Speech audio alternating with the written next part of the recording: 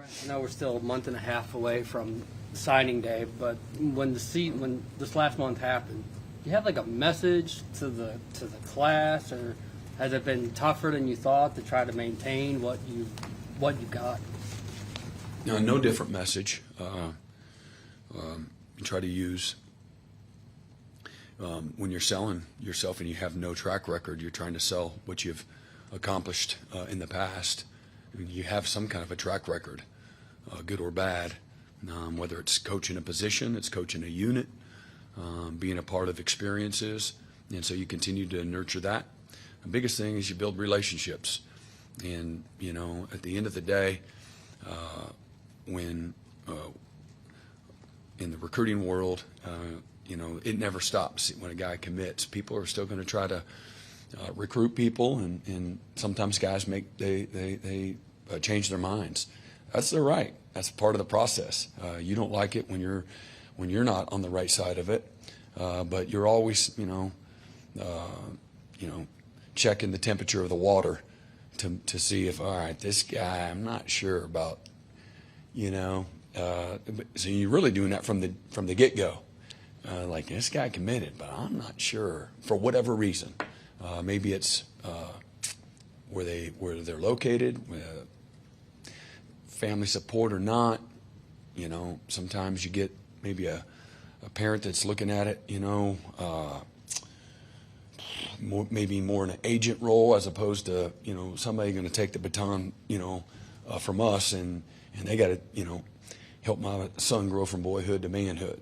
Some people look at it more from a business standpoint. Some of it look from a growth and maturation and a football opportunity too. So a lot goes into it. Recruiting is tough and demanding. It's challenging, and you're dealing with emotions, and real lifetime opportunities. So hopefully you do things right. You've had success.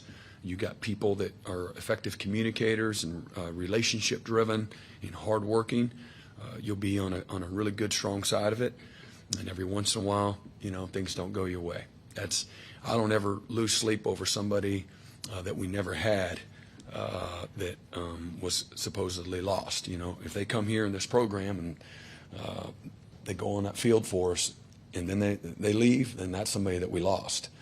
And so there's a bunch of great players. We've identified a handful of them, challenged the staff a couple of weeks ago to, some of the best players that have played here, our previous stops, were guys that were under the radar going into their senior year. And with diligence and with that kind of a mindset, you find some great players that were undervalued.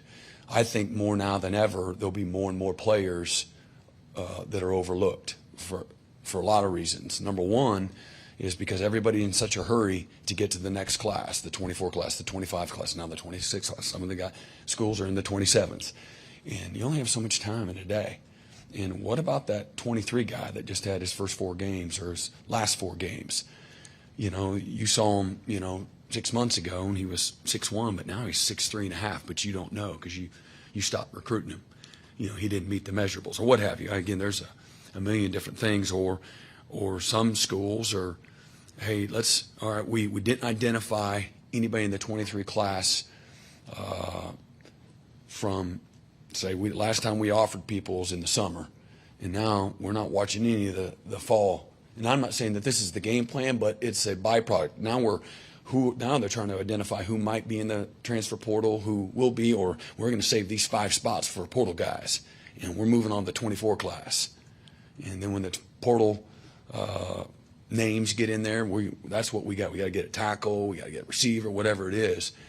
And they're not looking for those seniors that are developing, Jeremy Beal, Isaiah Simmons, Kayvon Wallace, a bunch of great players that you didn't offer until late. Mark Clayton, Mark was pretty good, and there's countless others, but guys that that they just come on out of nowhere, and they become it's a developmental game, and so you're missing a guy's senior year is what you got to be careful. So we challenge the staff. All right, let's look at these guys in these under-recruited states that maybe have had FBS offers in the last, month.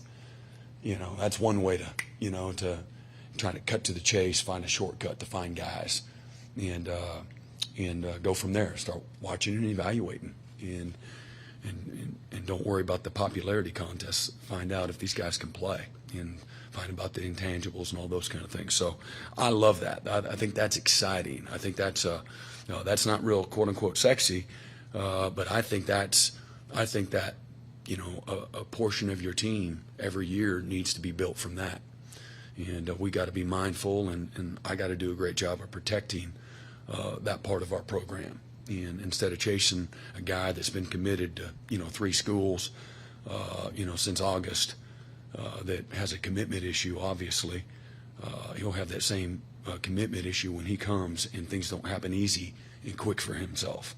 So there's a lot of that goes into it that's not foolproof, but that's our philosophy when it comes to a lot of that. And again, recruiting's always tough. If you're Alabama, they'll say everybody has got their own pitch to recruit against Alabama. Believe it or not. I don't think it's why would you want to go there because they win all the time. I don't think that's it. Maybe it's hey man, we need you to play today, and you might have to wait. But if I'm Alabama, the way we want to be is you want to get it to be so good when you go to that practice field every day, you have no other option but to improve. And you practice this game a lot more than you actually play it. And so you go to practice every day, you're going to improve and get better. You're going against the best of the best. That makes you get better. You can't run and hide and get into bad habits. You'll be exposed every single day. And I want to create a practice field that systematically does that, and then the good on good does that for you. And that's how you exponentially develop, players that buy into that. For more information, you can visit tulsaworld.com.